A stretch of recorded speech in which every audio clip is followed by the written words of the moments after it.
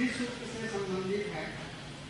श्री सूक्त ऋग्वेद से आया ऐसा माना गया है, लेकिन उसका पाठ करने के बाद जो उसका अनुभव सामने आता है वो थोड़ा सा बड़ा ही नेगेटिव आ रहा है। इसके संबंध में क्या पाठ करने पर क्या फल आता है?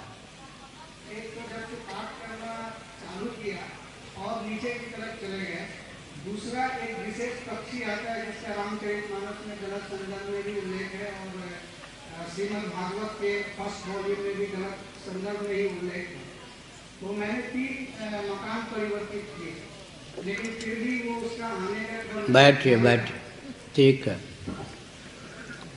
श्री सूक्तम का दोष नहीं है, आपका दोष है। एक तो श्री सूक्तम वेद का अंश है, परिशिष्ट भाग है। बैठो जी। आप सुनिए, गीता प्रेस से वेद कथा अंक समझ गए, कल्याण का विशेषांक लीजिए। गीता प्रेस से वेद कथा अंक लीजिए, उसके अंतिम भाग में विशेषांक में श्री सूक्तम अर्थ सहित दिया गया है। वेद है, परंपरा से यज्ञोपवीत संपन्न व्यक्ति संध्या तर्पण इत्यादि दैनिक कृत्यों का निर्वाह विधिवत करने वाले गुरुमुख से श्री सूक्तम का श्रवण करके पाठ करें तो लाभप्रद होता है। अपने आप और अनधिकृत होकर के श्री सूक्तम का पाठ करने पर श्री विहीन व्यक्ति हो जाता है। मैंने कुछ मिनट पहले कहा था, मंत्रों के साथ खिलवाड़ नहीं करना चाहिए। ये मंत्र अधिकार की अपेक्षा रखते हैं, समझ गए।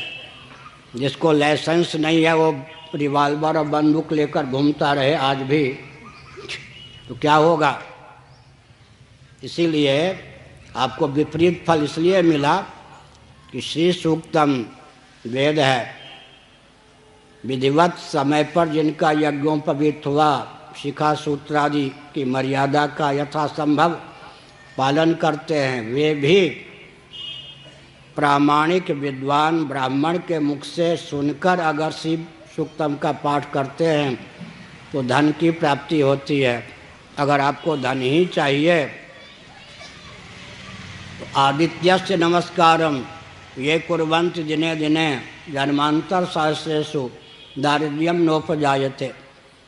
भगवान सूर्य को पवित्र दशा में नमस्कार करके जो जल देते हैं, कभी भी दरिद्रता का मुख वो नहीं देखते। अथवा अग्नि पुराण में 7 नाम धन प्राप्ति के लिए भगवान विष्णु के दिए गए हैं। विष्णु पुराण में भी 2 पंक्तियों में श्रीधर इत्यादि भगवान के नाम धन की प्राप्ति के लिए दिए गए हैं। स्कंद पुराण में भी धन की प्राप्ति के लिए भगवान के नाम दिए गए हैं। सबसे अच्छा है आदित्याय नमः या आदित्य आदित्य आदित्य, अथवा विष्णु सहस्रनाम में तो 1.5 पंक्ति में 8-10 नाम भगवान श्रीधर श्रीकर ये सब भगवान विष्णु के हैं। किसी ब्राह्मण से सुनकर उसका पाठ कीजिए तो श्री सूक्तम के पाठ से जो बिगड़ गया है उस बिगड़ा हुआ पर पानी फिर जाएगा, आपको धन खूब मिलेगा। बस।